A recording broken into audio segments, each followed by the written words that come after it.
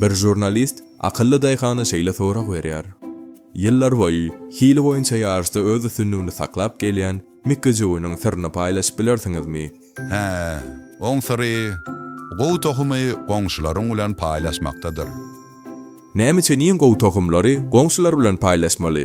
Eýsem ýarışda olar siziň bähtesleriniz därmi näme? Görýärsiňizmi? Şemal meniň ekinimdäki ähli tozancıklary goňşularyň ekinini alyp barýar. Ýa-da tersine bolmagy mümkin. Egerde goňşularda hili pes sortlar ekilen bolsa, demek ýakynda meniň hafylymyňam hili pes alyp başlar.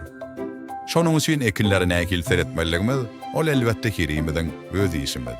Edil şunun ýaly ýagdaýlar adamlaryň durmuşyna hem bolýar. Üstünlüge ýetet hilýän adam başgalaryň aladysyny edip üstünlüge ýetmäge kömek etmeli. Sebäbi töweregindäki adamlar näçe gowy ýaşasa, faňa hem şonça gowy. Bu dünýäde hemmämiz bir-birimiz bilen baglanşykly.